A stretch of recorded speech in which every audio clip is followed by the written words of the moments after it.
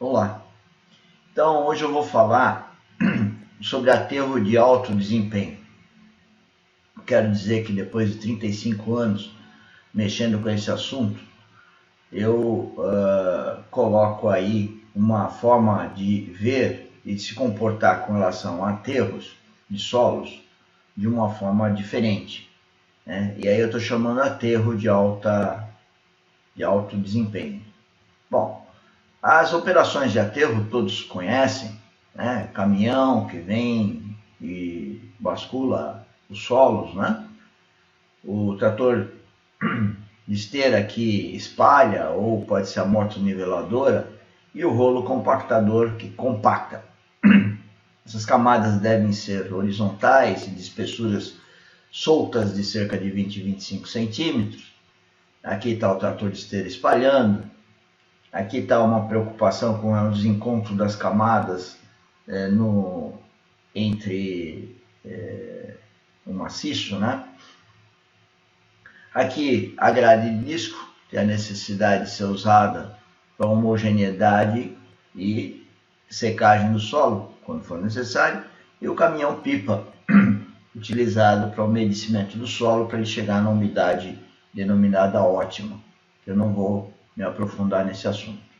Aqui é uma seção transversal de um aterro, junto a uma escavação, um talude remanescente, mostrando a necessidade de degraus e da sobrelargura, que é alguma coisa que você faz a mais para depois cortar com a escavadeira hidráulica.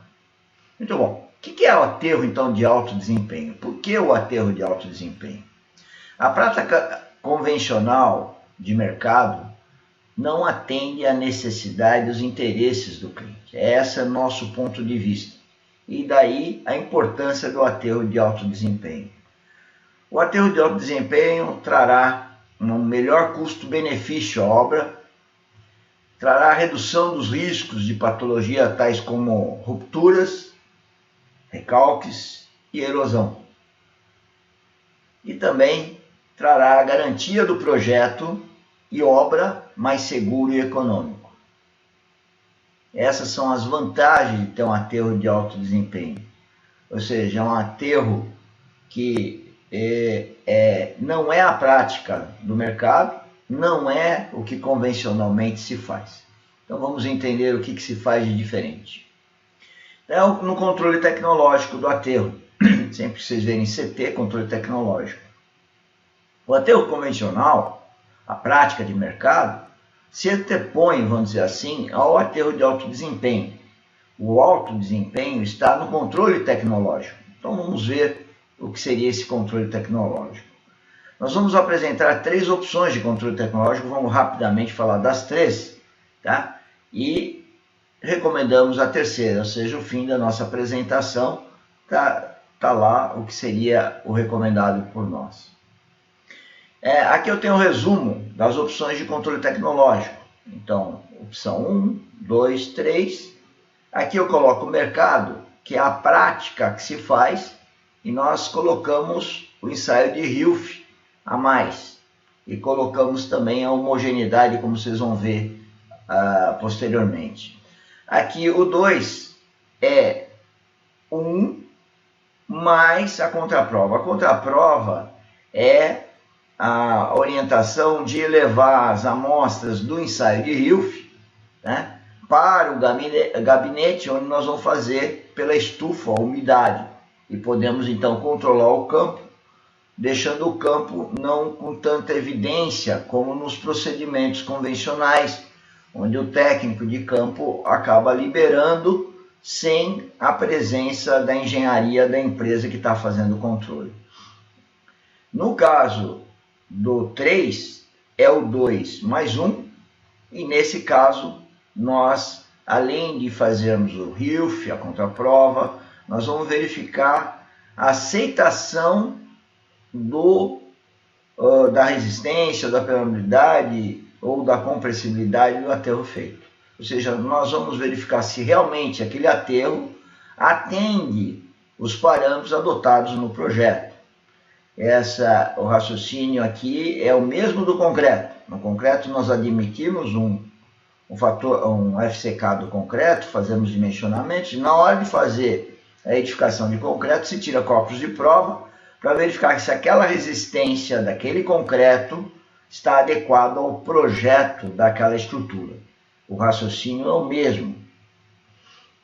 Colocando mais em detalhes aqui, que eu não vou detalhar por essa tabela é acessível a qualquer um de vocês, é só solicitar, mas ela organiza as ideias não só dos ensaios de campo, os ensaios que são de laboratório e o engenheiro que vai fazer até o apoio técnico de obra de aterro, né? Da terraplanagem.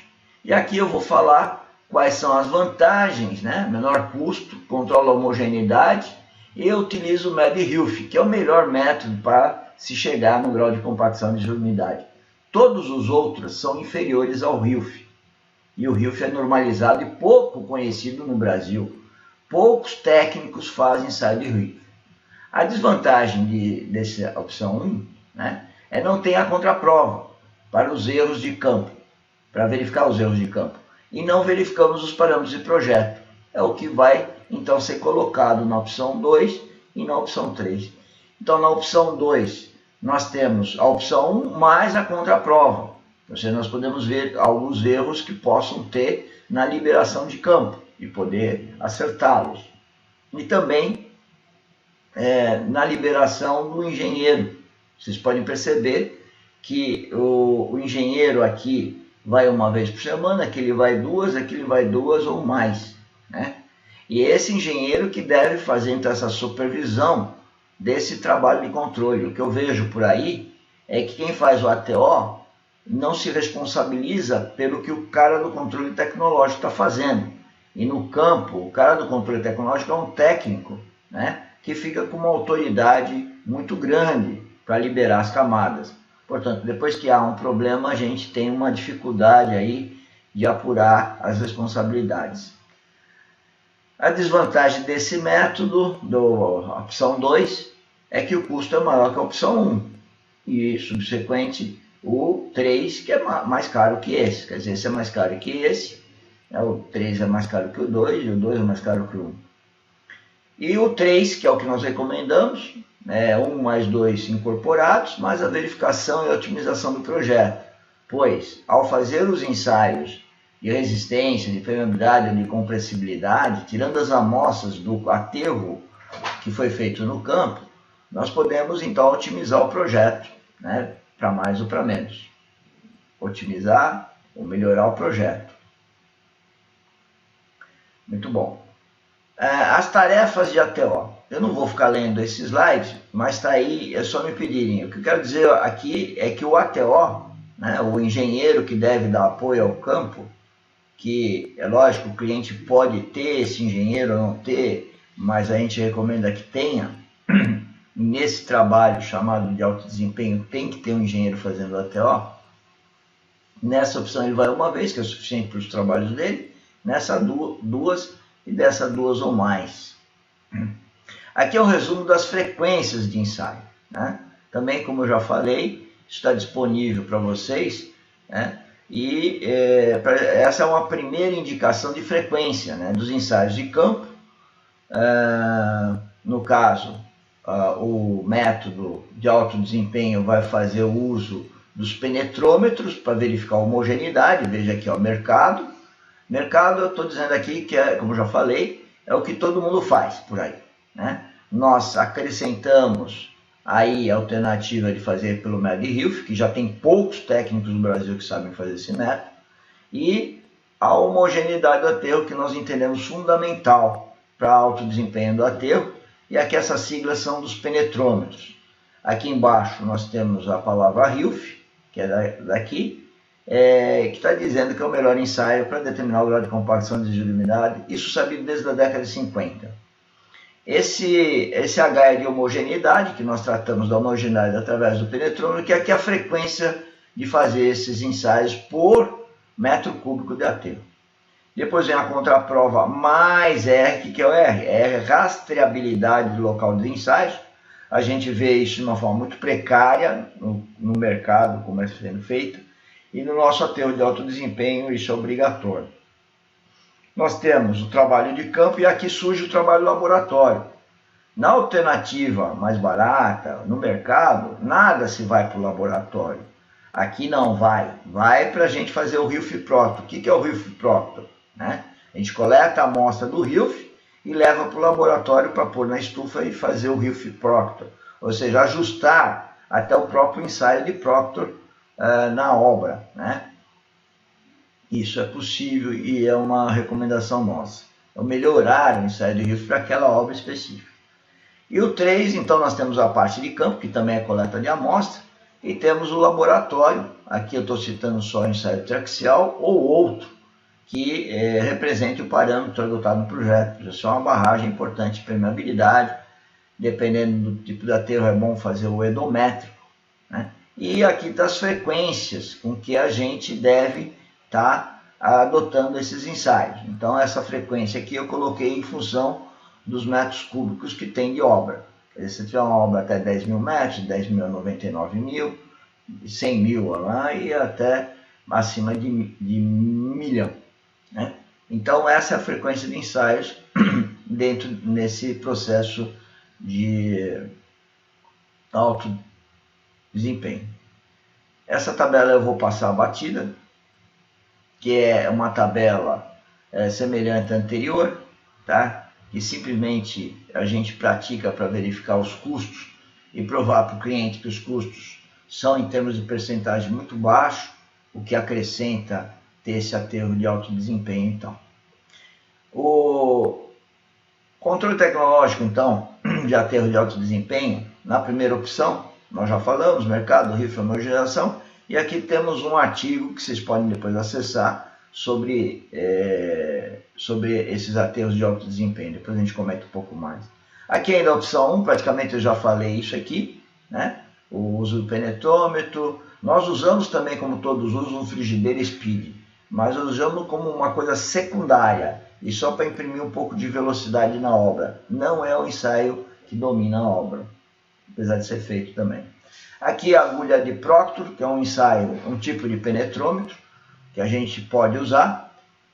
E aqui tem outros tipos de penetrômetros, né, que a gente também poderia usar para garantir essa homogeneidade do aterro, que eu reputo importantíssima, fundamental.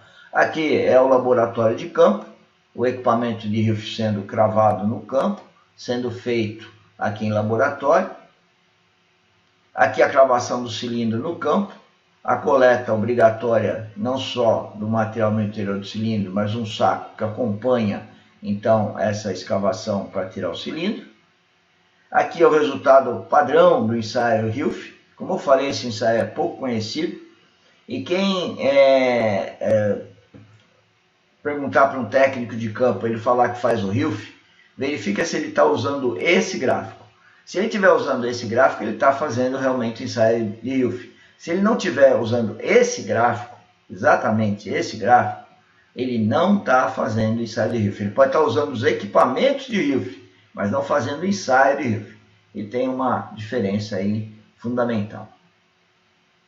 Aqui é a função, as tarefas do engenheiro que acompanha essa obra de aterro, que deve verificar todos esses trabalhos.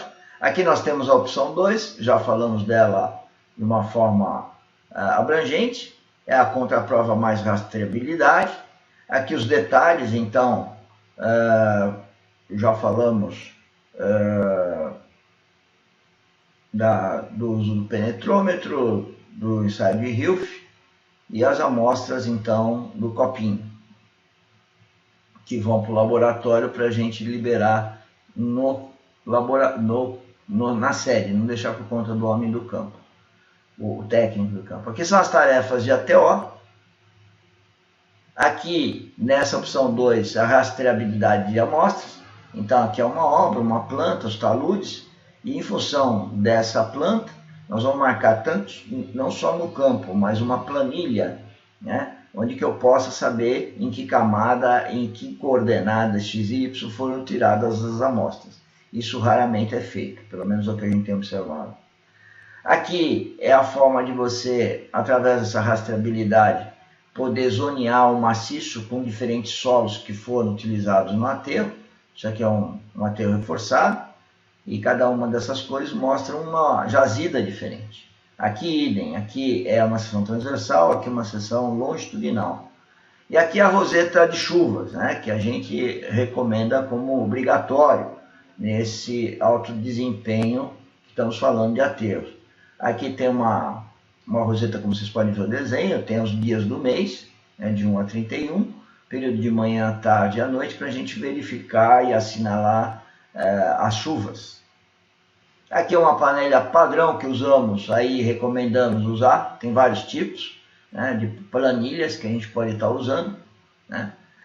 O que eu reputo mais importante é essa planilha, que como vocês podem ver, manuscrita e suja, porque essa é a planilha de campo, é essa que eu mais gosto, né, porque estas podem ter a manipulação do homem, essa aqui já tem dificuldade de manipulação do homem, que é feito a caneta, e se ele errar ele tem que riscar mesmo em cima, né, não tem jeito dele adulterar, mudar os resultados. A outra coisa importante nessa planilha é que ela mostra os resultados dos ensaios que são feitos no campo e mostra quando é aprovado e quando foi reprovado.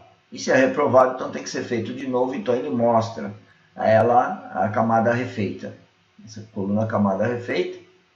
E aqui o critério de aceitação ou não, que vai ser colocado depois. Aqui é o Rio Fiprocto, né, aquela contraprova. Isso aqui nós fazemos no campo e depois verificamos na sede para ver as diferenças, para fazer ajustes, que o método de Rio também não é perfeito. Aqui é a planilha típica que nós recomendamos para o ATO, onde que se coloca o dia, o mês, a recomendação do engenheiro que foi ao campo, a justificativa do que ele pensou, a consequência se não for feita, e se foi atendido ou não foi atendido. E aqui é a terceira opção que nós recomendamos para esse aterro de alto desempenho, né? Na verdade, a gente está de novo pondo o penetrômetro, né, que é da opção 1, o ensaio de Riff também da opção 1, a coleta dos copinhos, que é da opção 2, e agora a coleta de amostras indeformadas, que daqui a pouco nós vamos ver as fotos, que vão dar um ensejo, então, para ver os parâmetros de projeto, para ver se estão adequados ao que foi adotado no projeto, né? Então, no campo nós fazemos esses trabalhos e no laboratório nós fazemos esses trabalhos, que já estão lá nas frequências que nós colocamos nos primeiros slides.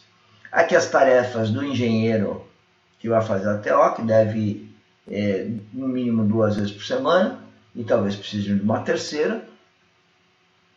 A verificação, então vamos agora na opção 3, ver a coleta de amostras indeformadas, o que nós fazemos quando dessa opção for escolhida, né? Que é o que nós recomendamos.